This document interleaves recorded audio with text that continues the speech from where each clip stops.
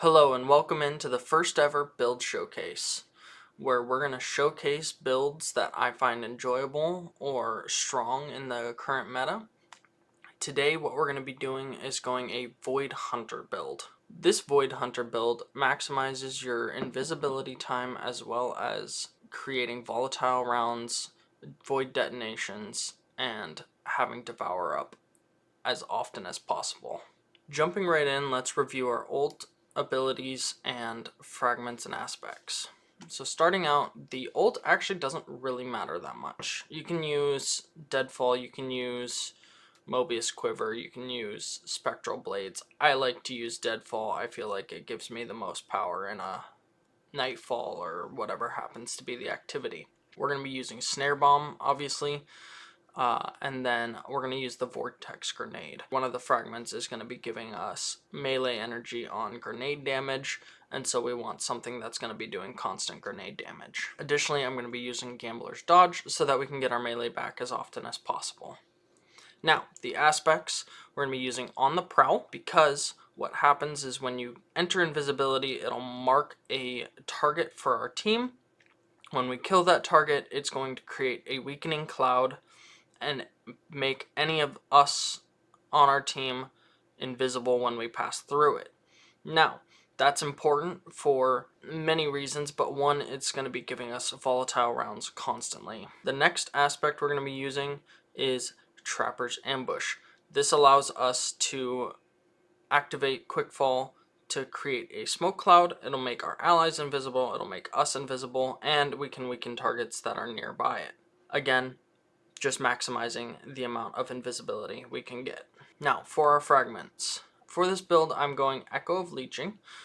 The main reason for this is we're not going to be getting a lot of melee kills, but it gives us 10 resilience. That's always nice to have our 100 resilience down at the bottom to make sure we're getting the most defense as possible. Next, Echo of Harvest. Defeating a weakened target creates an Orb of Power or Void Breach. This is important because we're going to be needing to pick those up for Echo of Starvation, which is going to be giving us our Devour. And Devour is very important because that's going to be our healing.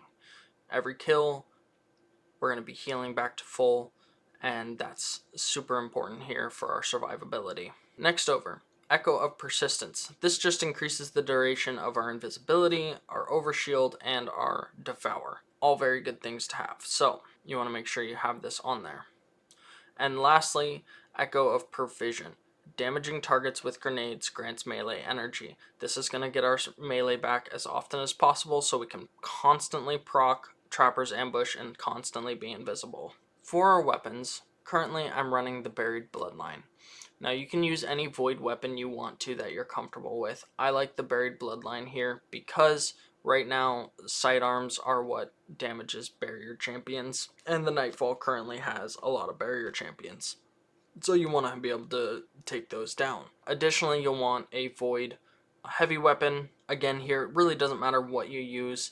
I'm using a linear fusion rifle because unstoppables are also in the current Nightfall, and fusion rifles will stun unstoppable champions. Moving on to our armor. For our exotic armor piece, we're going to be using Gerfalcon's Hauberk. The reason we're using this is because when we come out of invisibility, we're going to gain volatile rounds. This is important because this is going to continue our gameplay loop of constantly having volatile rounds up and constantly being able to go invisible and deal a ton of damage. Moving on to our mods here, the main focus here is we're going to want a high resilience and then a high strength. This will give us more uptime on our melee, having high strength, and then the resilience.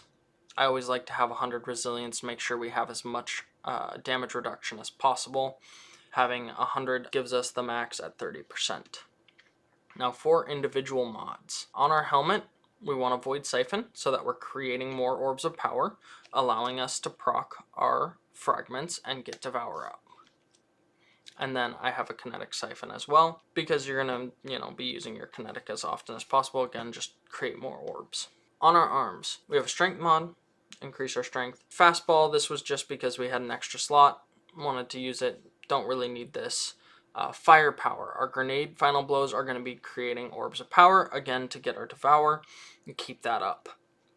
Impact Induction, now this is because we're going to be using our melee so often, this will just allow our melee to feed into our grenade as our grenade feeds into our melee. For our chest piece, for the most part, just damage resistance. Whatever activity you're doing, you want to have the damage resistance that marks it. So right now I've got arc, and then I've just got a concussive dampener, which decreases area of effect damage.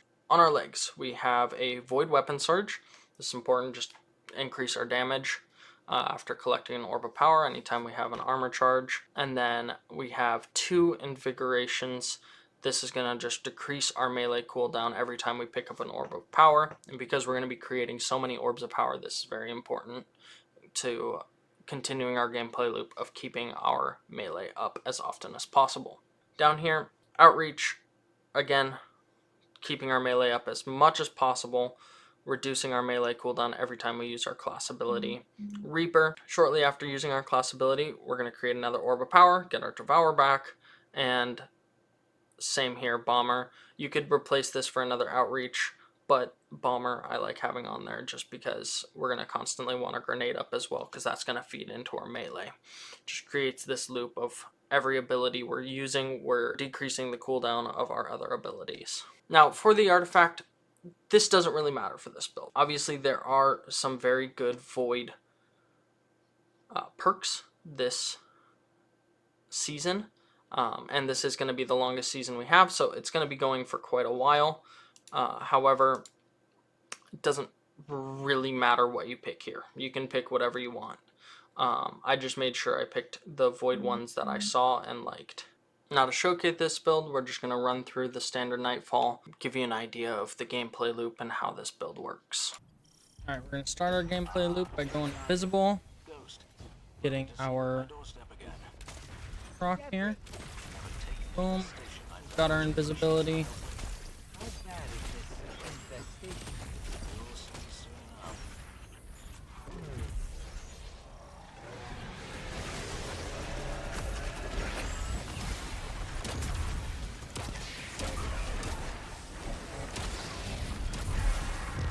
See, it's very easy for us to continuously proc our invisibility, get another round of our perks, and go from there. See, that grenade fed us enough melee energy to get our melee back. We use our Gambler's Dodge to get our melee back again, and we can just continuously go invisible, weaken the enemies around us.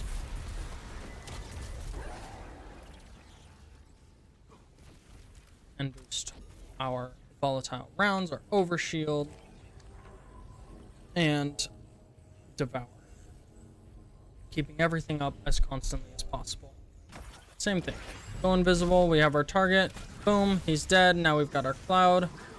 Go in the cloud, go invisible again. Get a new target. Kill him. Didn't kill him in time, that's okay. Because we have our dodge up. Boom. Visible again.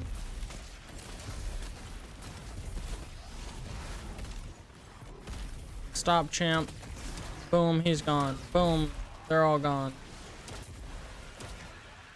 Easy as pie. Created another thing. Missed my grenade, that's okay. Because we've got plenty of orbs of power from our siphon.